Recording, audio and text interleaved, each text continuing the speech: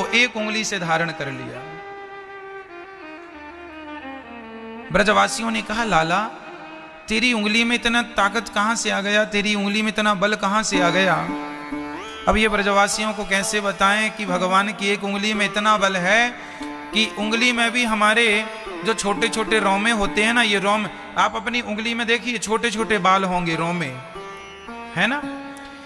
हमारी जो एक उंगली में रोमे हैं, भगवान की एक उंगली क्या कहें, उंगली का जो एक रोमा है ना, बाल है, उस एक बाल में कई ब्रह्मांड लटके हुए हैं। ब्रह्मांड निकाया निर्मित माया, रोम रोम प्रतिवेद कहें, लिखा हुआ। उनके एक रोम में करोड़ों ब्रह्मांड उठाने की शक्ति है। तो एक उंगली से पहाड़ उठा लिया, इसमें कोई आश्चर्य नहीं है। आश्चर्य हमारे और आपके लिए हो सकता है, भगवान के लिए कोई आश्चर्य नहीं है। कितने दिन तक उठा के रखा भगवान ने गिरिराज जी को, कितने दिन तक मैया, 7 दिन और 7 रात तक उठा के रखा। ब्रजवासी बोले, लाला आज 2 दिन हो गए, नेक तुम कछु खा लो, नेक हम संभाले हैं पहाड़ को, तुम चिंता ना करियो। भगवान बोले तो तुम संभाल लोगे।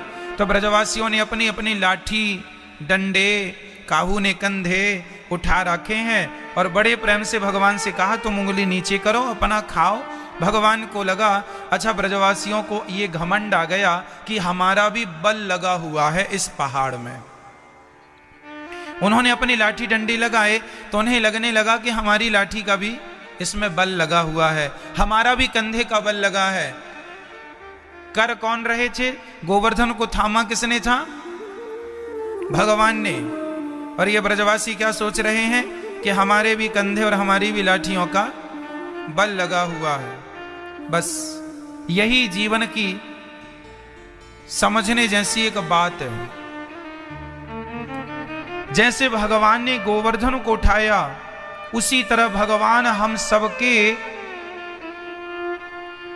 जीवन को उठाए हुए हैं, अर्थात हमारी सारी जिम्मेदारी ईश्वर की है। लेकिन हम सबका सब कुछ करने वाले भगवान हैं। लेकिन हमें क्या लगता है, हम कर रहे हैं, हमारे करने से हो रहा है। एक किसान था और वो खेत से आ रहा था। उसका एक कुत्ता था, गाड़ी थी उसके पास, बैलगाड़ी जिसे छकड़ा भी कहते हैं। गाड़ी से आ रहा था तो उसका कुत्ता, किसान का, गाड़ी के नीचे नीचे चल रहा था कुत्ता। तो बाजू से एक गधा निकला तो कुत्ते से बोला, कहो कुत्ते भाई साहब कैसे हो। कुत्ते ने कहा, बढ़िया है, मजे में, थोड़ा जिम्मेदारी ज्यादा आ गई है, मालिक ने आजकल हमारे कंधे पर ये पूरी गाड़ी रखी है और ये गाड़ी आजकल हम ढो रहे हैं। गधे ने देखकर कहा, भाई साहब तुम नहीं ढो रहे हो, गाड़ी तो बैलों के कंधे पर रखी है। कुत्ता बोला, ना जी ये बैल तो हमारे बॉडीगार्ड हैं, देखो ना नीचे तो हम खड़े हैं। बैलगाड़ी के बिल्कुल नीचे दोनों बैलों के बीच में कुत्ता था। तो कुत्ते को लग रहा था कि गाड़ी हम चला रहे हैं। तो गधे ने कहा, अच्छा तुम रुको। कुत्ता रुका तो अकस्मात गाड़ी भी रुक गई। कुत्ता चला तो संयोग बस गाड़ी भी चल पड़ी। अब तो कुत्ते को भी कन्फर्म हो गया कि गाड़ी हम ही चला रहे हैं। सवाल मेरा आपसे है, गाड़ी कौन चला रहा था, बैल या कुत्ता? कौन? बैल। लेकिन कुत्ता क्या कह रहा है, गाड़ी हम चला रहे हैं। बुरा ना मानो तो एक बात कहूं, वो कुत्ता कौन?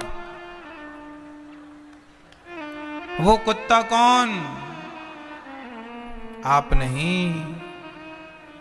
वो कुत्ता, वो सबकी गाड़ी भगवान ही चला रहे हैं, लेकिन हम उस कुत्ते की तरह अहंकार कर रहे हैं। हम चला रहे हैं, हम कर रहे हैं, हमने ये किया, हमने वो किया, हम ना होते तो तुम ना होते, तुम्हारा ना होता तुम ना होते।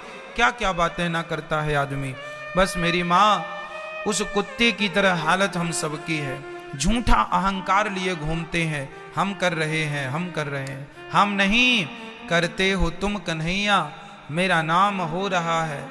मेरा आपकी कृपा से सब काम हो रहा है। ये संसार खुली किताब है, पता नहीं आप देख पाते हैं या नहीं, मैं इसे प्रत्यक्ष देख पाता हूं कि ये संसार कैसा है। किसी एक आदमी की जीवनी आप उठा के देख लो।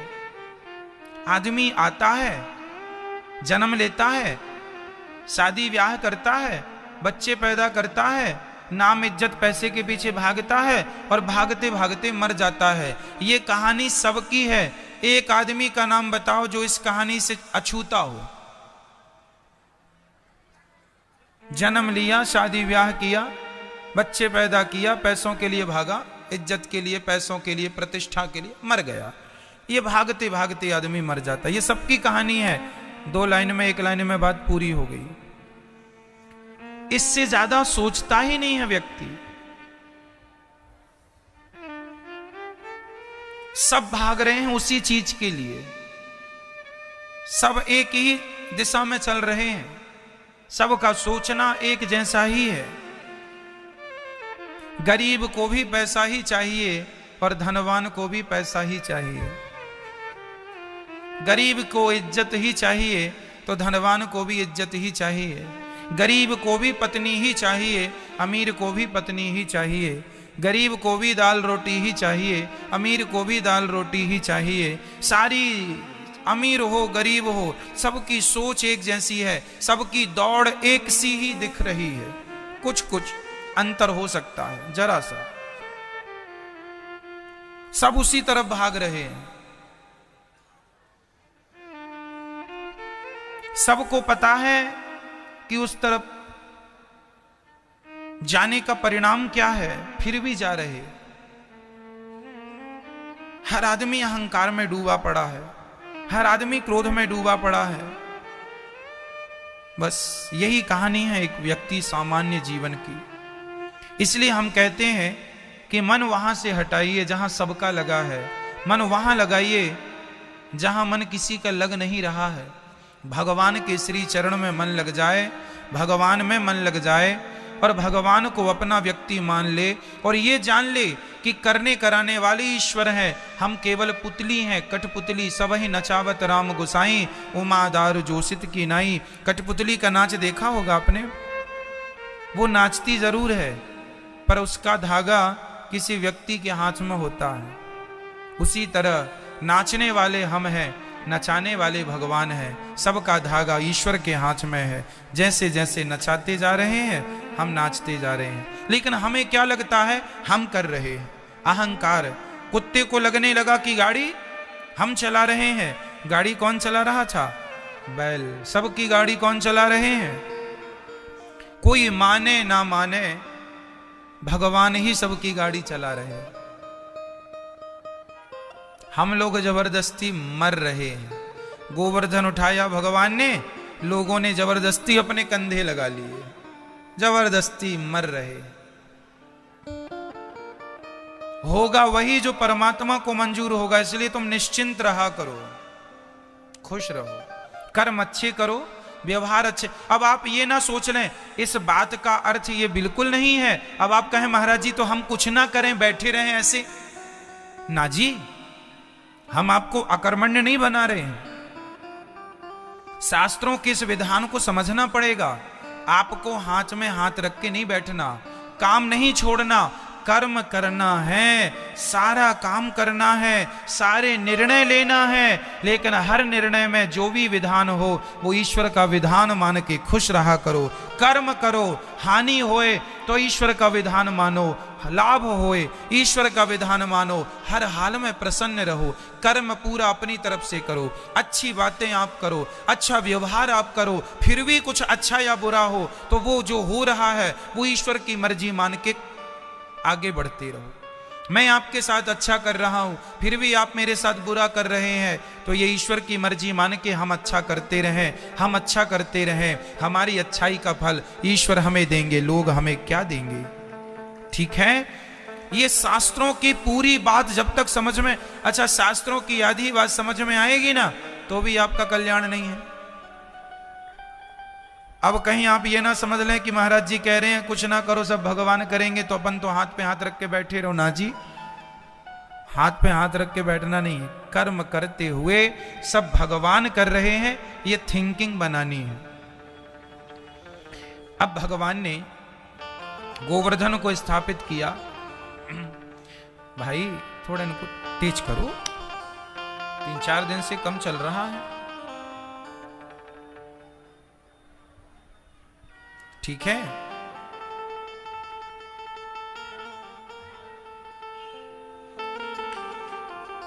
भगवान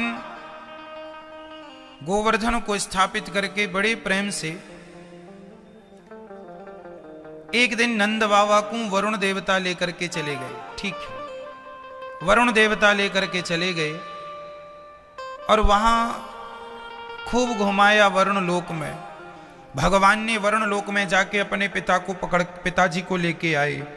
अब नंद बाबा ने सारे ब्रजमंडल में शोर मचा दिया कि भाई हमारा कृष्ण तो भगवान है, क्योंकि ये को तो बड़े बड़े देवता भी दंडवत करें, प्रणाम करें। तो ब्रजवासी बोले, च्योरे लाला सच्ची बताइयो तू भगवान है का? तो कन्हैया बोले, लाला मैं भगवान होंगो तो बोल तू करेगो का? ब्रजवासी बोले, लाला करेंगे कछु ना, एक बार तेरे बैकुंठ देखने की ताई इच्छा है, एक बार बैकुंठ दिखाई दे अपनो। तो लाला ब्रजवासी भगवान बोले कि अच्छा तुम सबन की इच्छा है ब्रजवासी बैकुंठ देखवे की? हाँ हाँ कन्हैया हमारी इच्छा तो बैकुंठ देखवे की है। तो भगवान बोले फिर लगाओ या ब्रह्म कुंड में गोता। सबने गोता लगाया, सब के सब बैकुंठ पहुंच गए, सबका ध्यान लग गया और सबकी आंखों में या तो ये समझो कि भगवान ने ब्रजवासियों को बैकुंठ में बुला लिया, या तो ये समझो कि बैकुंठ को वृंदावन में बुला लिया। दोनों एक ही बातें हैं।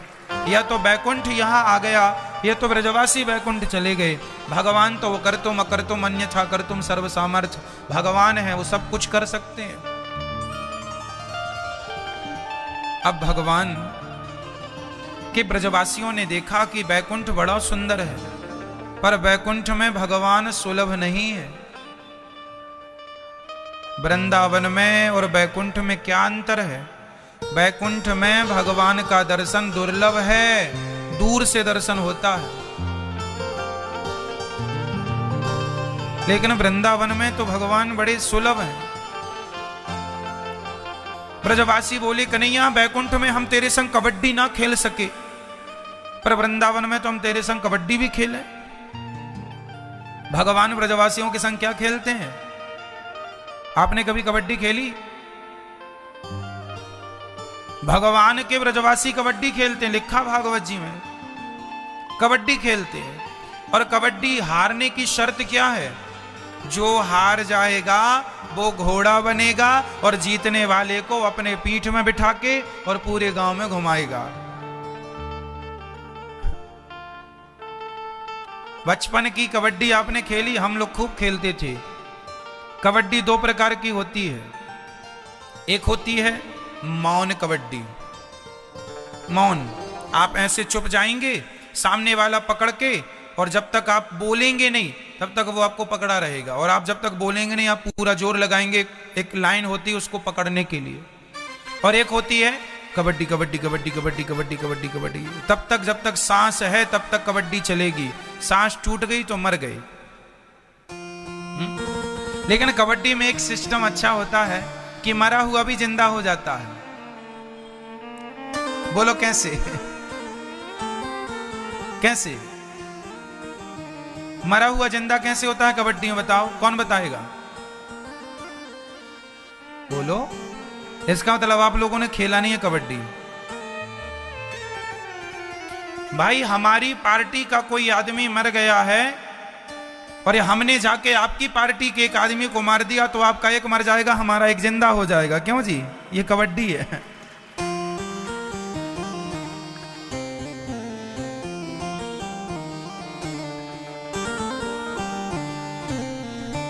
हमारा जो खेल है ना वो ऐसा है, मरा हुआ जिंदा हो जाता है। लेकिन जब ईश्वर खेल खेलते हैं ना कबड्डी का, तो वहां मरा हुआ मर ही जाता, वहां जिंदा नहीं होता। ईश्वर की कबड्डी और हमारी कबड्डी थोड़ी अलग अलग है। क्यों? हमारी कबड्डी में मरा हुआ जिंदा हो जाता, और ईश्वर की कबड्डी में मरा हुआ जिंदा नहीं होता। हम सब कबड्डी खेल रहे हैं। आप लोगों ने भी खेली होगी। हम लोग तो बारिश में खूब कबड्डी खेलते थे, पकड़ लिया करते थे। कंचे खेलते थे तो सामने वाले को इससे कंचे को वहां तक पहुंचवाया करते थे। जानते हैं आप लोग? अपनी टेवनी से चलो, और वो कपड़े से करता तो कपड़े ऊपर चल, ऊपर कर, इससे कर। कंचे। तो भगवान भी ये सारे गेम खेलते हैं। भगवान भी गेंद खेलते हैं। गड़ा गेंद, गड़ा गेंद जानते हैं? गेंद केवल बैट बॉल नहीं होती, गेंद के कई प्रकार के खेल होते हैं। गेंद से केवल बैट बॉल, क्रिकेट जो हम खेलते हैं ना, केवल क्रिकेट ही नहीं होता, गेंद के बहुत सारे उपयोग होते हैं। एक लाठी होती है, 4-6 लड़के होते हैं, सबके हाथ में लाठी होती है। एक आदमी गेंद को मारता है, जिस लड़के को गेंद लग जाएगी फिर वो हार गया और वो गेंद मारेगा। तो लोग, जैसे आपने हमें गेंद मारी तो हमने उस लाठी से गेंद को मारा, गेंद दूर गई, फिर आप जाएंगे, फिर वहीं से गेंद मारेंगे, फिर हम फिर मारेंगे। ये गड़ा गेंद कहते हैं। इस खेल को हम लोग बहुत खेले हैं गांव में। अब तो आज के बच्चे मोबाइल कंप्यूटर पे ही खेलते हैं। आजकल के बच्चों के वो गेम, हम लोगों के जो गेम हुआ करते थे ना, वो गेम जो है ना मैया, हमारे खेल जो थे ना, वो हमारी बुद्धि के विकास करने वाले गेम हुआ करते थे। खेल, वहां खुद को निर्णय लेना होता था कि अब क्या करना है। इतनी पास में बॉल खड़ी है, इतनी पास में खड़ा है, और उससे बचना है, कैसे बचोगे? हम लोग बचते थे। बिल्कुल सामने खड़ा है, गेंद लिया, मारने को है, तो अब लाठी वहां पे जो छोटा सा होल होता था उसमें लाठी रख के दूर हो जाते थे, और वो मारता तो कभी दाएं कभी बाएं, कभी बैठ गए कभी लेट गए, तो गेंद ऊपर से निकल गई। मतलब वहां एक व्यक्ति का जो निर्णय लेने की क्षमता, आपको सारी जिंदगी जो डिसीजन लेना होता है ना कि अब इस मोड़ में क्या करना है, आजकल लोग निर्णय नहीं ले पाते कि हम इस सिचुएशन में अब डिसीजन क्या लें, क्या करें क्या ना करें। ये विकास नहीं हो पाता आज के बच्चों का। क्यों? क्योंकि वो गेम नहीं खेलते, खेल खेलते नहीं, वो वाले खेल जो हम लोगों के जमाने में हम लोगों ने खूब खेला है, वो खेल आजकल बंद हो गए। आजकल तो केवल मोबाइल का खेल बचा है, जिसमें शरीर का कोई परिश्रम नहीं है, जिसमें मस्तिष्क की एक्सरसाइज नहीं है। तो भगवान देखो ना, कबड्डी खेलते हैं, और जो हार गया उसे अपनी पीठ में बिठाते हैं और गांव का चक्कर लगाते हैं। ये भगवान खेल रहे हैं। एक दिन भगवान सारे कपड़े उतार करके यमुना जी के किनारे रेत में खेल रहे थे। कभी पानी में जाएं और पानी में जाने के बाद रेत में लौट जाएं, ठंडी ठंडी बालू है, और खूब खेल रहे थे। तभी वहां से दुर्वासा जी आ गए। और सोचना जरा, दुर्वासा जी आए तो भगवान सारे कपड़े उतार के पानी में नहा रहे थे, और पानी में नहा, छोटे से बच्चे थे और छोटे छोटे सखा, कोई 5 साल का, कोई 8 साल का, कोई 10 साल का, कोई 6 साल का, सारे सखा वहां पर यमुना के किनारे नहा रहे थे। ये कथा गर्गाचार्य जी गर्ग संहिता में ये कथा लिख रहे हैं। तो वो बालू में भगवान लेट गए और लौट करके पूरे शरीर में बालू लपेट ली, और फिर जाके यमुना जी में डूब के फिर बाहर आ जाए। तभी दुर्वासा जी आए, और दुर्वासा जी ने उन बालकों से पूछा, अरे भैया बच्चों, हमने सुना है कि यहां भगवान का जन्म हुआ है ब्रजमंडल में।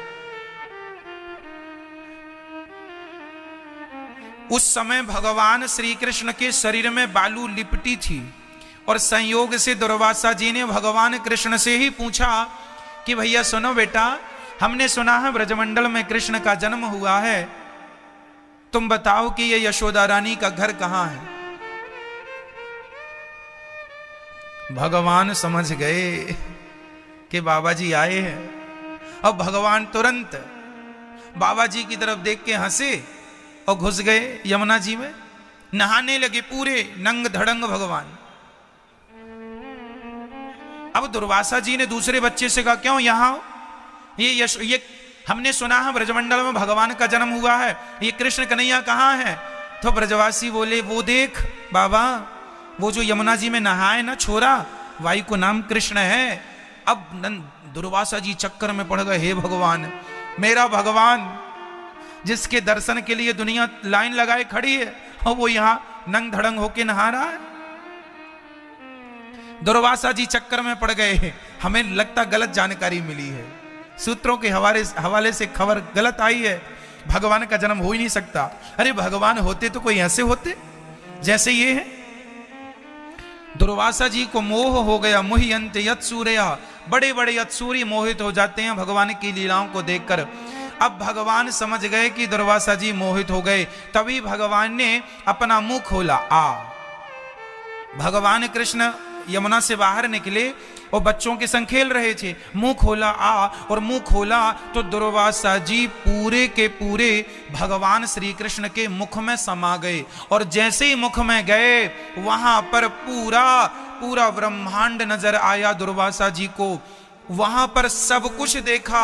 भगवान क्षीर सागर पर लेटे हैं, लक्ष्मी जी चरण दबा रही हैं। वहां पर भी एक यशोदा का लाला यमुना में नहा रहा है, वैसे ही जैसे इन्होंने देखा है। अब दुर्वासा जी चक्कर में पड़ गए। हे भगवान, जो हमने देखा था वो तो सामान्य बालक था, पर हैं भगवान। मतलब इस कथा से आप ये समझो कि भगवान इतने सामान्य लीला कर रहे हैं, इतनी सरल और सहज लीला कर रहे हैं कि जो भगवान को करोड़ बार दुर्वासा जी तो कई बार देख चुके हैं भगवान को, जो देख चुके हैं वो लोग कंफ्यूज हैं।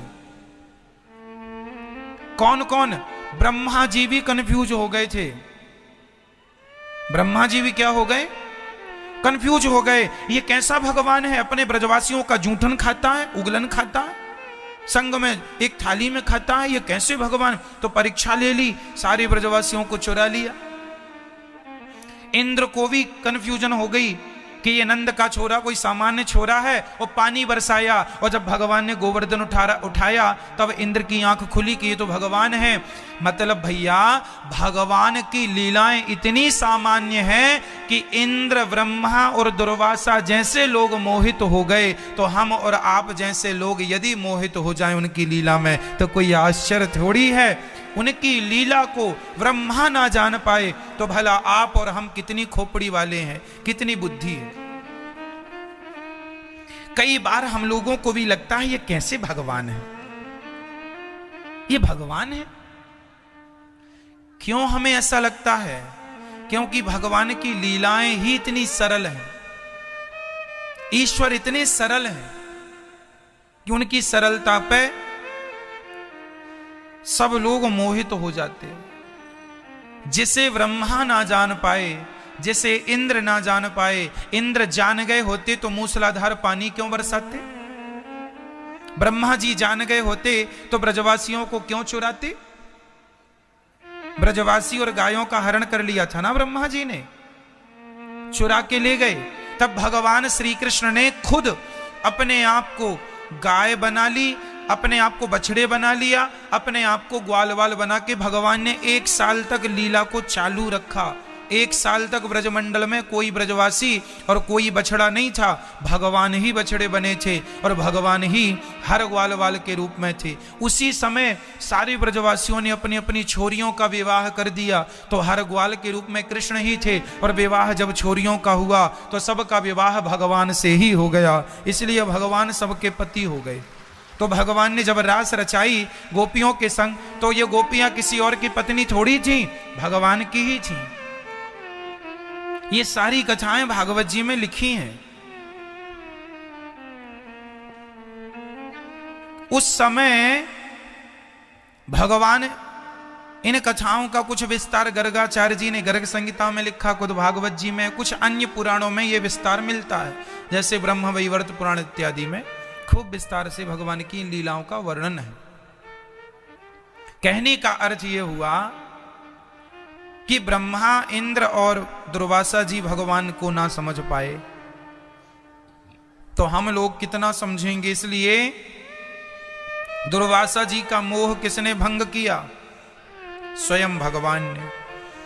इसलिए भगवान से यही प्रार्थना करनी चाहिए कि प्रभु यदि हम आप पर संदेह करें तो कोई आश्चर्य नहीं है, क्योंकि हम तो तुच्छ बुद्धि वाले लोग हैं। इसलिए नाथ हमारा संदेह कोई दूर कर सकता है तो केवल आप ही दूर कर सकते हैं। इसलिए ऐसी कृपा कीजिए कि आपका साक्षात्कार करा दीजिए।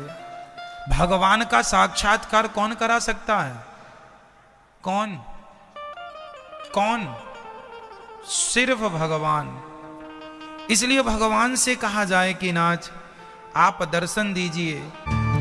वृंदावन को ही माना, वृंदावन से अच्छा कुछ नहीं है, बैकुंठ भी वृंदावन से अच्छा नहीं है।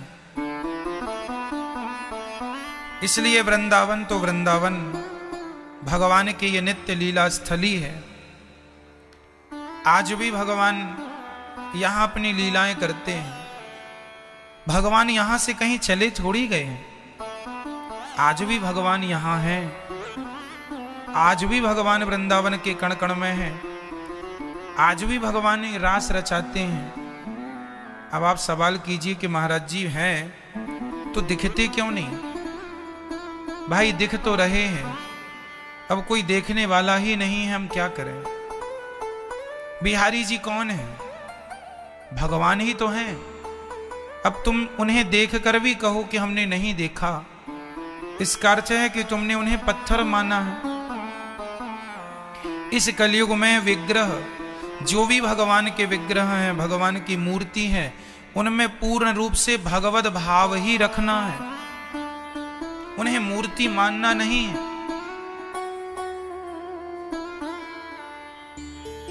प्रिय भक्तों, ये जो लीलाएं हैं भगवान की, ये कौन समझ सकता है? वही जिन्हें भगवान समझाना चाहते हैं। आज भगवान ने यमुना के पुलिन तट पर खड़े होकर सुंदर सी बांसुरी बजाई है। गजब की बांसुरी बजती है। वृंदावन वसैया की करूं तारीफ मुरली की, या मुरली के बजैया की। जहां चलता ना काम तीर और कमानों से, वहां बातें होती मुरली की तानों से। भगवान आज अपनी अधरों पर बांसुरी रखते हैं, और बांसुरी रखकर जो फूंक मारते हैं ना, तब भगवान सुंदर सी बांसुरी जब अपने अधरों पे बांसुरी रख के बजाते हैं, आहा, जिसका नाम लेकर बजा रहे हैं, ये बांसुरी की ध्वनि केवल वही सुन पा रही है। बजा तो रहे हैं भगवान, पर सुना किसने? जिन्हें सुनवाना चाहा। सुंदर सी बांसुरी बजाई भगवान ने। आज शरद पूर्णिमा है, अधरों पर बांसुरी रखी है, सुंदर सी बांसुरी, आहा। सारी गोपियां काम में व्यस्त हैं। दुहंतो भी अयुः काश्चित् दोहम हित्वा समुत्सुका। भगवान पिता रात्रि शरदोत्फुल्य मल्लिका वीक्षरन्तु मनश्चक्रे योग माया मुपाश्रिता। आज वह रात्रि आ गई जिस रात्रि का गोपियों को वर्षों से इंतजार था। काम करती हुई गोपियां, आज भगवान ने सबको बुलाया। सारी गोपियां काम में बिजी थी। निशम्य गीतम तदनंग वर्धनम ब्रज श्रियः कृष्ण गृहीत मानसा। भगवान ने सबको बुलाया। क्लीम बीज मंत्र छोड़कर सारी गोपियां दौड़ी चली आई, दौड़ी चली आई, दौड़ी चली आई। केवल गोपियों को ही सुनाई पड़ी भगवान की बांसुरी, और किसी को नहीं सुनाई पड़ी। अब आप कहेंगे महाराज ये कैसे हो सकता है कि बांसुरी बजे और केवल वही सुने? अच्छा ये बताओ, आज के जमाने में तो मोबाइल चलने लगे, पहले के जमाने में टेलीफोन चला करते थे, तब ना कोड लगाना पड़ता था। हर क्षेत्र का एक कोड, हर शहर का एक कोड होता था, 0 से स्टार्ट हुआ करता था। 0761 ये कोड, 0762 है ना, 0764, ये सब कोड होते हैं। इस कोड को डायल करने के बाद 6 अंकों का आपको नंबर डायल करना पड़ता था, तब जाके आपकी बात हुआ करती थी। सही है क्या? जिस क्षेत्र का कोड वर्ड आप डालेंगे वो फोन उस क्षेत्र में लगेगा, हाँ या ना? बस इसी तरह मेरी माँ, भगवान ने भी अपनी गोपियों को जिनको बुलाना चाहा, भगवान ने उनका नाम बोल दिया। वही कोड वर्ड था, जिनको सुनवाना था केवल वही सुन पाई, बाकी सब ना सुन सके। इसलिए भगवान की जब बांसुरी बजी, सारी गोपियां, वो गोपियां जिन्हें भगवान ने बुलाना चाहा, कौन कौन गोपियां थी? ये गोपियां कौन है? गोपी मतलब होता है, गौ मतलब इंद्रियां, पी मतलब पीना।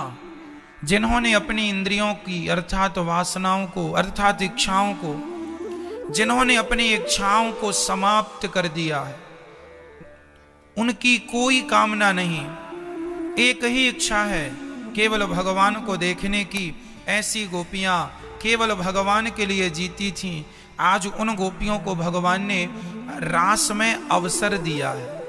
सारी गोपियां आज रास में सम्मिलित हो गईं और भगवान ने सबका बहुत स्वागत किया, सबका स्वागत किया।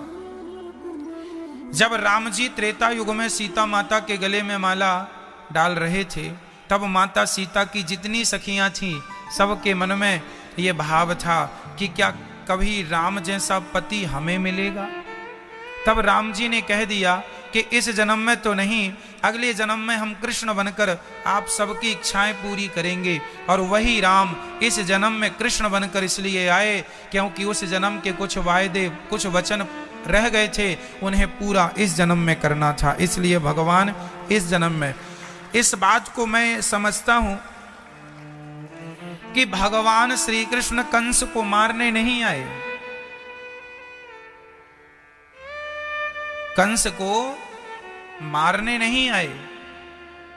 राम अवतार में जब भगवान आए तो कुछ लीलाएं रह गई थी, कुछ वायदे रह गए थे, वो पूरा करने आना है। अभी राम जी एक बार और आने वाले हैं। जब राम जी वनवास जा रहे थे ना, तो राम जी को एक सुंदर सी स्त्री दिखाई पड़ी। राम जी की आहट पाके वो स्त्री खड़ी हो गई और राम जी के चरणों में गिर पड़ी, हे नाथ हमें स्वीकार कर लीजिए। उस स्त्री का नाम जानते हो क्या है? कौन? उन स्त्री का नाम है वैष्णव माता। आज वैष्णव कटक, कटक ही है ना, कटक, कटरा, सॉरी कटरा, कटरा के पास जो माता वैष्णव माता है, वहां पर जो माता है वो वहां कैसे पहुंची, उनकी कथा क्या है सुनो। जब राम जी वनवास जा रहे थे तो माता वैष्णव माता ध्यान मग्न थी, उनके शरीर से दिव्य तेज निकल रहा था। राम जी जब वहां से गुजरे तो उनकी खुशबू, उनके आहट को देखकर माता की समाधि खुल गई और राम जी के चरणों में गिर के बोली, हे नाथ मैं आपको पति के रूप में चाहती हूं, इसलिए मैं घोर तपस्या कर रही हूं। राम जी ने बोला, आप कौन हैं? मैं अपना परिचय दिया, मैं ये हूं, मेरा नाम वैष्णवी है। अच्छा वैष्णवी हो? हां। क्या चाहती हो? आपको पति के रूप में चाहती हूं। राम जी बोले कि मेरा विवाह तो हो चुका है, मेरी पत्नी सीता है, इस जन्म में मेरा आपसे कोई विवाह नहीं हो सकता। तो रोने लगी मां, पर मैं तो आपके लिए तपस्या कर रही हूं, मैं किसी और को चाहती नहीं। तब भगवान कहे, बोले चिंता ना करो, तुम जाओ फलाने पर्वत में, वहां निवास करो, मैं कलयुग में आऊंगा और तुमसे विवाह करूंगा। तुम वहां मेरा ध्यान करना, वहां मेरी तपस्या करना। तो वैष्णव माता आज भी भगवान श्री राम के ध्यान में मग्न है। और इसी कलयुग में भगवान राम कल्कि बनकर प्रकट होंगे, तब माता वैष्णव माता का भगवान कल्कि से विवाह संपन्न होगा। ये तो राम अवतार में कुछ लीलाएं ऐसी हैं जो लीलाएं भगवान ने उन्हें द्वापर में पूरा किया और कुछ लीलाओं को कलयुग में पूरा करेंगे। तो भगवान जब राम जी सिया जी को माला पहना रहे थे तो माता सीता की जितनी सखियां थीं सबके मन में भाव जागा, क्या ऐसा पति मेरा होगा? कह दिया जरूर होगा। वही भगवान, वही सीता माता की सारी सखियां आज गोपियां बन के आई हैं और आज भगवान सारी गोपियों को अपने साथ रास में सम्मिलित करके उनके संग नृत्य करके उनकी इच्छाएं पूरी कर रहे हैं, उनके पति बन रहे हैं। इसलिए भगवान ने सबसे विवाह किया।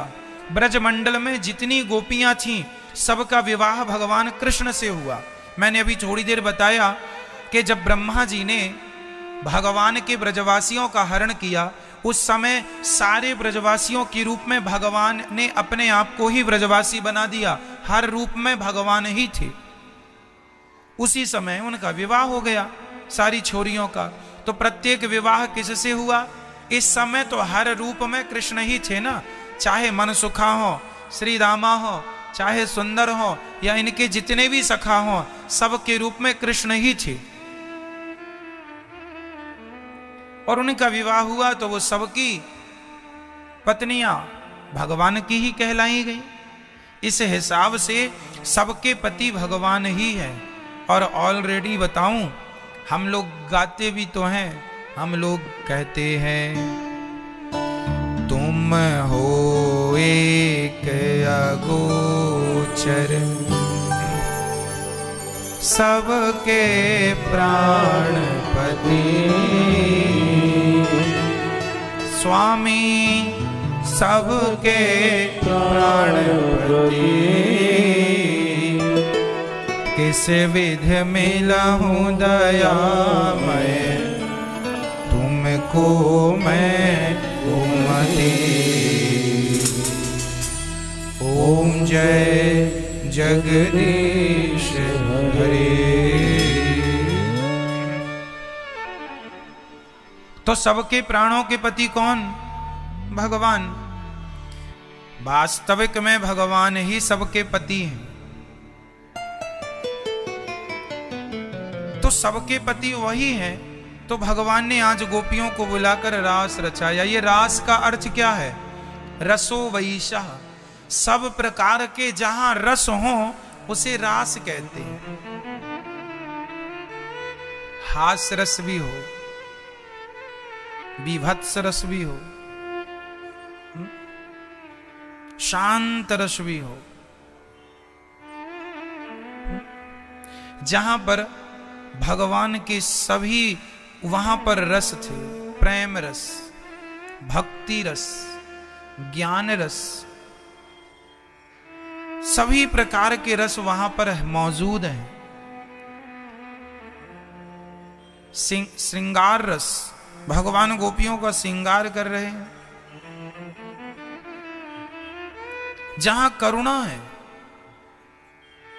करुणा से भरी गोपियां, करुणा से भरे भगवान, ये भी एक रस। जहां सब प्रकार के रसों का समन्वय हो, मिश्रण हो, मिलान हो, संगम हो, उसे रास कहते हैं। और उस रास में केवल महिलाएं थी ऐसा नहीं है। भगवान ने केवल स्त्रियों के संग रास रचाया। अब कोई सवाल करे कि महाराज जी भगवान तो देखो स्त्रियों के संग रास रचा रहे हैं। उस समय भगवान की उम्र केवल 7 वर्ष की थी। जब भगवान ने रास रचाए, भागवत जी में 11.5 साल की उम्र में तो भगवान वृंदावन छोड़ के कंस को जब भगवान ने मारा तब भगवान की आयु कितनी थी? 11.5 साल। जब भगवान ने कंस को मारा तब भगवान की आयु कितनी थी? 11.5 वर्ष। तो 11.5 साल में तो भगवान वृंदावन छोड़ के चले गए। तो रास भगवान ने कहां रचाया था? वृंदावन में। तो जब रास यहां रचाया, रास कब रचाया? गोवर्धन धारण के बाद। गिरिराज जी का पूजन भगवान ने तब किया था जब भगवान 7 वर्ष के थे।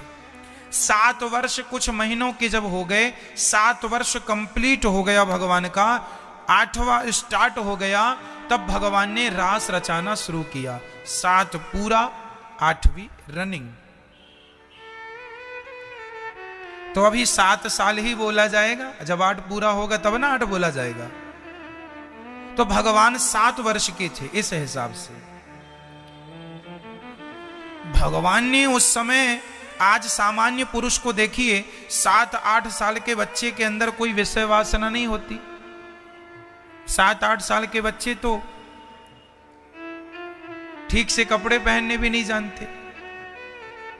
भगवान ने रास रचाया, इसलिए आप ये ना सोचें कि ये कोई काम की लीला है। अरे ये जीवात्मा और परमात्मा के मिलन की लीला है। हम तुच्छ बुद्धि वाले मानव हैं, हम तुच्छ प्राणी हैं। हमारी सोच, हमारी विचार केवल विषय वासना तक ही सीमित है। इसलिए आज का आदमी केवल इतना ही सोचता है, इससे आगे की सोच है ही नहीं। इसलिए वो अपने से भगवान को भी तौल लेता है कि हम जैसे कामी हैं ऐसे भगवान भी कामी थे। वो अपने से भगवान की तुलना कर लेता है, जबकि जीवात्मा और परमात्मा के मिलन का नाम रास है। जीव और परमात्मा के मिलन को क्या कहते हैं? और रास में केवल स्त्रियां नहीं थी मेरी मां, पुरुष भी थे। भगवान शंकर भी उस रास में आए, नारद जी भी आए, परंतु जितने लोग आए क्या बनकर आए? गोपी बनकर आए। शंकर जी क्या बन के आए? इसलिए वृंदावन में गोपेश्वर महादेव हैं। यहां हनुमान जी भी आए थे रास में, पर हनुमान जी भी सखी के रूप में आए। आज भी वृंदावन में आपको दर्शन हो जाएगा हनुमान जी सखी रूप में। ये वृंदावन है, यहां सखी रूप में ही कल्याण है। हम सब पुरुष नहीं, हम भगवान की गोपियां हैं। ये वृंदावन, यही भाव से यहां रहना चाहिए कि हम भगवान की गोपी हैं, हम भगवान की दासी हैं। और सारी गोपियां भगवान, गोपी का यूनिफॉर्म, गोपी यूनिफॉर्म में आज भी वृंदावन में गोपी ड्रेस मिलती है। पूरी दुनिया में केवल वृंदावन में ही गोपी ड्रेस मिलती है। तो ये गोपी यूनिफॉर्म, इस यूनिफॉर्म में आपको आना है। जैसे आज हमारे यूक्रेन में जितने विद्यार्थी फंसे हैं, उन विद्यार्थियों को निकालने के लिए हमारी सरकार ने एक ऑपरेशन चलाया है। उस ऑपरेशन का नाम क्या रखा है? बोलो। गंगा। गंगा ऑपरेशन के तहत सारे यूक्रेन में फंसे विद्यार्थियों को फ्लाइट के द्वारा, विमानों के द्वारा भारत लाया जा रहा है। उस पूरे सेटअप का नाम क्या दिया है सरकार ने? गंगा ऑपरेशन। उस ऑपरेशन को, उस बचाव अभियान को नाम क्या दे दिया? जोर से बोलो मेरी मां, समझ में आ रहा है ना? उस पूरे बचाव अभियान को एक नाम देना पड़ता है ना, तो क्या नाम दे दिया है ना? गंगा। उसी प्रकार भगवान ने जब रास रचाया तो उस रास को, सभी जीवात्मा और परमात्मा के मिलन को भी एक नाम देना था। तो ईश्वर ने नाम दे दिया रास। क्या नाम दे दिया? रास। रास रचा रहे। अब यूक्रेन में फंसे विद्यार्थी आ रहे हैं और कोई बोले गंगा के तहत आ रहे हैं, तो सुनने में तटपटा, अरे गंगा के तहत कैसे आ गए भाई? ऑपरेशन गंगा। समझ रहे हैं?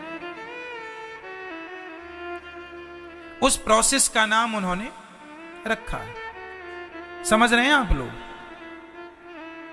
गंगा के तहत नहीं आए, वो गंगा में बह के थोड़ी आए हैं। ये गंगा तो नदी है, गंगा की नदी में तो बह के यूक्रेन से विद्यार्थी आना जाएंगे। लेकिन नाम देना था तो नाम गंगा दे दिया। उसी प्रकार रास का नाम देना था तो रास दे दिया, महारास नाम दे दिया, हो गया। अब इसमें आप कहेंगे कि वहां पे स्त्रियां थी। अच्छा, उन स्त्रियों में किन स्त्रियों को लिया? गोपी। गोपी, गोपी कौन? गौ मतलब इंद्रियां, पी मतलब पीना। जिन्होंने अपनी वासनाओं को नष्ट कर दिया है, इच्छाओं को समाप्त कर दिया है, उन्हें गोपी कहते हैं। ऐसी स्त्रियों को उस रास में लिया गया और भगवान ने उन गोपियों के साथ नृत्य करके उन्हें आज अपना स्पर्श दे करके, स्पर्श जैसे माँ अपने बेटे को स्पर्श करना चाहती है, उसके गालों का चुम्बन करती है, ऐसे भक्त भी भगवान का स्पर्श करना चाहता है। तो आज भगवान ने गले लगाकर, जिन भक्त की जो इच्छा थी, किसी को गले लगने की इच्छा थी तो गले लगाकर उसकी इच्छा पूरी किया। कोई भक्त सोचे कि मुझे भगवान के गालों को चूमना है तो उस गोपी ने भगवान के गालों का चुम्बन किया और भगवान ने उसकी, सबकी अपनी अपनी भावनाएं हैं, सबके अपने अपने भाव हैं, सभी के भावों को ध्यान में रखकर भगवान ने सबकी इच्छाओं को पूरा किया। उन गोपियों के संग जो रास रचाया उसे महारास कहते हैं, उसे महारास कहते हैं। तो ये जीवात्मा और परमात्मा का मिलन है, ना कि कोई संसार की स्त्री और पुरुष वाली कोई काम की लीला है। इसे सामान्य दृष्टि से ना देखा जाए, क्योंकि भगवान कृष्ण कोई सामान्य पुरुष तो थे नहीं। क्यों जी? क्या भगवान श्री कृष्ण कोई सामान्य पुरुष थे? यदि सामान्य पुरुष नहीं थे तो सामान्य बातें उन पर लागू नहीं होंगी। जैसे कि भगवान ने एक उंगली से गोवर्धन उठाया, तो क्या ये कोई सामान्य पुरुष कर सकता? इसलिए भगवान में सामान्य बुद्धि ना रखी जाए, उनमें भगवत बुद्धि रखी जाए कि ये कृष्ण भगवान हैं और भगवान सब कर सकते हैं। इसलिए दूसरा अर्थ ये है कि कामदेव बड़े अहंकार में डोल रहे थे। कामदेव ने कहा मैंने सबको पराजित कर दिया, मैंने नारद जी को पराजित किया, मैंने इंद्र को पराजित किया, मैंने शंकर जी को पराजित किया। कामदेव ने सबको पराजित कर दिया है, हाँ या ना? तो उसे बड़ा घमंड आ गया, मैंने शंकर जी को भी पराजित कर दिया, इंद्र को, नारद जी को भी पराजित कर दिया। है कोई मेरे से लड़ने वाला? तो नारद जी ने कहा कि नंद का छोरा है, यदि उसे पराजित कर दो तो मान लेंगे कि तुम कामदेव हो। तो काम तो एटीट्यूड में था ही, चलो मैं लड़ता हूं। तो कैसे लड़ा जाए? तब भगवान ने सारी स्त्री, अरे कामदेव से दो दो हाथ की तब होगी ना जब बहुत सारी स्त्रियां होंगी। तो भगवान ने उन स्त्रियों को बुलाया और उनके संग रहकर, स्त्रियों के साथ रहकर काम पर विजय पाया भगवान ने। रास कितने दिनों तक चला? बहुत समय तक चला। काम ने पूरे बाण चलाए, पूरा प्रयास किया, पर काम ही निस्तेज हो गया। भगवान च्युत नहीं हुए, इसलिए भगवान का नाम, कामदेव ने भगवान को एक नाम दिया, अच्युत। भगवान का एक नाम क्या है? नाच्युत, अच्युत। जो कभी, जिनका तेज कभी च्युत नहीं होता, वो अच्युत है। इसलिए हम लोग गाते ना, अच्युतम केशवम कृष्ण दामोदरम। तो ये अच्युत नाम भगवान को किसने दिया था? किसने दिया? कामदेव ने। उस रास में कामदेव पराजित हो गया और कामदेव ने पूरे बाण छोड़े। शंकर जी की समाधि खोल दी थी कामदेव ने, भगवान को डिगा ना पाया।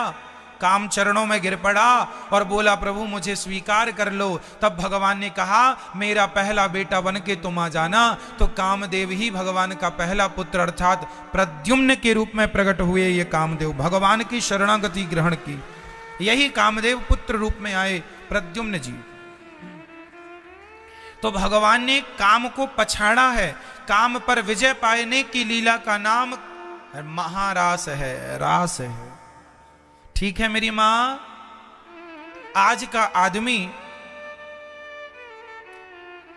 काम के वेग में बहुत देर तक टिक नहीं पाता, पर भगवान ने काम को ही पराजित कर दिया, काम ने भगवान को पराजित नहीं किया। ऐसे भगवान अच्युताय नमः, भगवान को अच्युत के नाम से जानते हैं। तो भगवान ने बस तेरा नाम, तो मेरी मां सारी गोपियां काम धाम भूल गईं और दौड़ पड़ी श्री कृष्ण की ओर।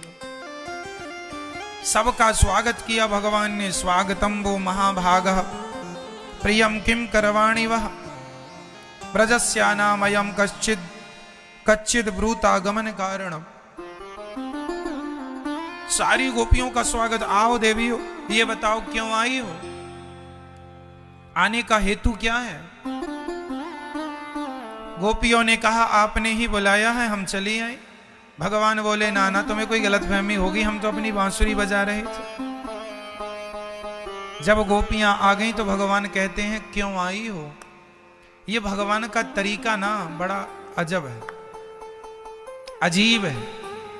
भगवान पहले बुलाते हैं और फिर कहते हैं जाओ, मानो भगवान अपने भक्त को ठोक बजा के देखते हैं, कच्चा तो नहीं है।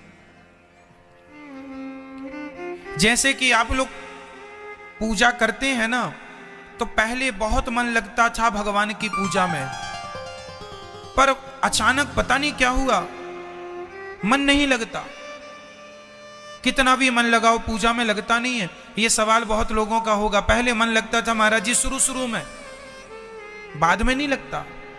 कारण ये है कि भगवान पहले अपनी ओर बुलाते हैं, आओ, तो मन लगता है। फिर भगवान कहते हैं जाओ जाओ, तो जाओ जब कहते हैं भगवान तो मन नहीं लगता। भगवान आपको अपने से हटाना चाहते हैं, जाओ अपने काम में मस्त रहो, जाओ।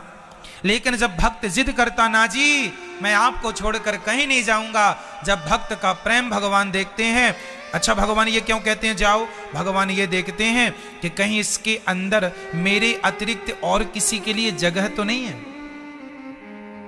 पत्नी के लिए जगह होगी तो भगवान ने गोपियों को याद दिलाया तुम्हारे पति तुम्हें याद कर रहे होंगे।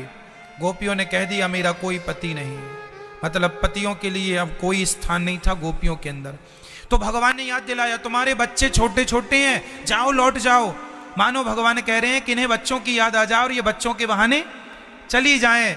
पर धन्य है गोपियां कि अब बच्चों को, पति को, पैसे को, पद को, प्रतिष्ठा को, सब को छोड़कर आई हैं। कन्हैया अब तुम्हारे लिए सब छोड़ दिया, अब तुम्हें नहीं छोड़ सकते किसी के लिए, इसलिए अब आ गई हैं, स्वीकार कर लो। भगवान बोले नहीं करेंगे तो बोले मर जाएंगे। भगवान का भक्त कौन है जिसके पास ऑप्शन ना हो? यदि आपके पास ऑप्शन है तो भगवान कहेंगे चलो उसी से काम चला लो। ये भक्ति पक्ष की बड़ी गहरी बात बोल रहा हूं मेरी मां, उदाहरण से समझो। माता द्रौपदी सबसे पहले उन्होंने किसे बुलाया था? बोलो मेरी मां, किसे? अर्जुन को। अर्जुन उठाओ अपना गांडीव, देखो ये दुशासन मेरी साड़ी खींच रहा है, मारो इसे। क्योंकि द्रौपदी को कहीं ना कहीं अर्जुन पे पूरा विश्वास था। लेकिन जब अर्जुन ने गांडीव नहीं उठाया, सिर नीचे कर लिया, तब द्रौपदी का ये घमंड समाप्त हो गया। उन्हें ये अहंकार था कि मेरा रक्षक अर्जुन है। जब नहीं आए अर्जुन तो द्रौपदी का अहंकार क्या हुआ? नष्ट हो गया। फिर द्रौपदी का अहंकार जागा, मेरा पति भीम है, 10,000 हाथियों का बल रखता है, अरे भीम उठो, रक्षा करो मेरी। जब भीम ना आए तो द्रौपदी का दूसरा घमंड भी चूर चूर हो गया। अच्छा भगवान खड़े हैं हाथ बांधे, अच्छा बुला लो, फिर उन्हीं को बुलाओ। तीसरा, युधिष्ठिर आप तो धर्मात्मा हो, क्या आपका यही धर्म है कि आपकी आंखों के सामने एक नारी के कपड़े उतारे जा रहे हैं? क्या ये सही है? ये धर्म है? पर धर्म के प्रतिमूर्ति धर्मराज युधिष्ठिर ने भी सिर नीचे कर लिया, क्योंकि वो सब हार चुके थे जुआ में, अपने आप को भी दांव पर लगाकर दास बन चुके थे दुर्योधन के, इसलिए कुछ बोलने की ताकत थी नहीं। नकुल सहदेव ने भी सिर नीचे कर लिया। तो द्रौपदी को 5 लोगों ने मना किया। द्रौपदी का अहंकार खत्म। अभी और भी है। गुरु द्रोणाचार्य आप बचाइए, पितामह भीष्म, जब कोई ना आया तब आखिरी में द्रौपदी को अब एक ही सहारा नजर आया कि अब तो कृष्ण के सिवा कोई नहीं है। अब ये मुझे आप बताओ कि भगवान ने आने में देर लगाई थी या द्रौपदी मां ने बुलाने में देर लगाई थी? किसकी तरफ से देरी थी? द्रौपदी की तरफ से। भगवान कहते हैं मैं आऊंगा, लेकिन जब तुम पूर्ण विश्वास से बुलाओगे। यदि तुम्हारे पास कोई ऑप्शन है तब तक मैं नहीं आऊंगा। जब तुम्हारे सारे दरवाजे बंद हो जाएं और पूर्ण समर्पण भाव से पुकारोगे तब मैं अपने भक्त की रक्षा करूंगा। करते हैं रक्षा, पर पूर्ण समर्पण भाव से। हे कन्हैया, मेरा आपके सिवा कोई नहीं है दीनानाथ, आप ही मेरे हैं। मारो या तारो, मर्जी आपकी। डुबा दो या पार लगा दो, मर्जी आपकी है। जब ये समर्पण हो, विश्वास हो, तो भगवान आते हैं। तो भक्ति पक्ष में भगवान ये जरूर देखते हैं आपका मन लगता है फिर नहीं लगता। मानो भगवान आपको पुत्र की, परिवार की याद दिलाते हैं कि इसके अंदर किसी के लिए जगह तो नहीं है ना मैया? और आजकल के लोगों की तो स्थिति ये है कि ये लोग पत्नी, पुत्र और परिवार को क्या छोड़ेंगे, ये तंबाकू भी नहीं छोड़ पाते। भाई साहब, हमारी तंबाकू की पुड़िया रह गई है वहां, ऐसा रोते हैं जैसे कोहनूर हीरा रह गया हो।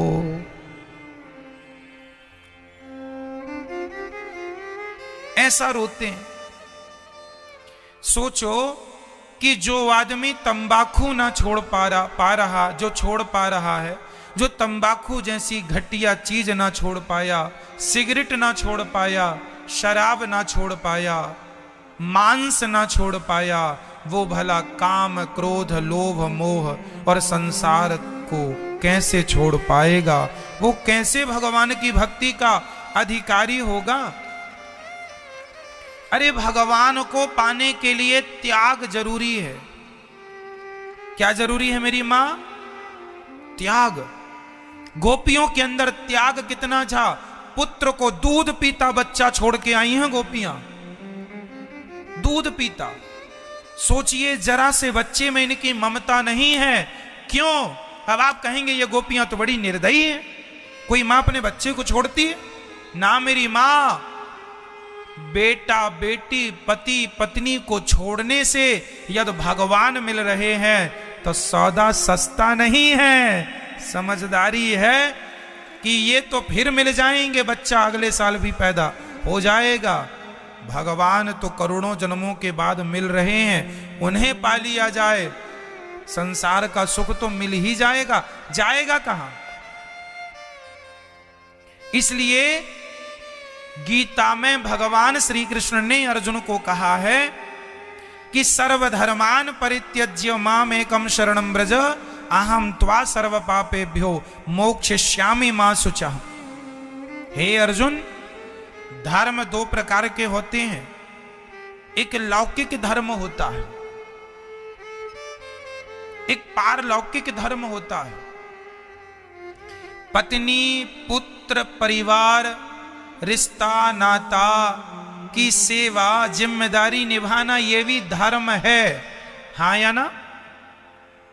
बच्चों को संस्कार देना, पढ़ाना लिखाना, पत्नी के संग रह करके जीवन यापन करना, माँ बाप की सेवा करना, अतिथि की सेवा करना, गुरुओं की सेवा करना, ये सब धर्म है। पर कौन सा धर्म है? बोलो जोर से, लौकिक धर्म। कौन सा धर्म है? बोलो जरा। लौकिक धर्म है। कौन सा? एक बार और। ये लौकिक धर्म है। एक धर्म और है इससे श्रेष्ठ, भगवान की प्राप्ति। यदि भगवान की प्राप्ति, सामने भगवान खड़े हैं और एक तरफ आपका पैसा है, दुकान है, पत्नी है, मकान है, बेटा है, बेटी है, एक तरफ बेटा बेटी पति पत्नी है और दूसरी तरफ भगवान है, तो ये बेटा बेटी लौकिक धर्म है, भगवान विशेष धर्म है। इसलिए लौकिक धर्म को छोड़कर भगवान की ओर बढ़ना, यही समझदारी है। क्या है ये? क्या है मेरी मां? तो कई लोग बोलते हैं, महाराज जी हम तो पत्नी पुत्र परिवार की सेवा में लगे हैं, कर्म कर रहे हैं। हाँ जी, तुम कर्म कर रहे हो, सही हो, पर तुम्हारा किया हुआ कर्म लौकिक कर्म है। ये तो लौकिक है ही। अरे हर पुरुष को अपनी पत्नी का ध्यान देना चाहिए, हर बाप को अपने बेटे को संस्कार देना चाहिए। ये नियमावली तो सबके लिए है ही, फॉलो करना ही पड़ेगा। लेकिन इन सबको फॉलो करते हुए यदि भगवान मिल जाएं तो इन्हें छोड़ने में अब आप ये ना कहें, महाराज हम तो अपने कर्म का पालन कर रहे हैं, कर्म का पालन कर रहे हो। इसलिए तो भगवान कृष्ण ने अर्जुन से कहा, अब तू सब छोड़ और मेरी शरण में आ जा। अर्जुन बोले कि ये मेरे दादाजी खड़े हैं, भीष्म पितामह, इन्हें बाण मारूंगा, ये मर जाएंगे, मुझे पाप लगेगा, अपने दादाजी को मार डाला। भगवान बोले ये लौकिक धर्म है। ये कौन से धर्म है? लौकिक धर्म है। जब तू मेरी शरण में आएगा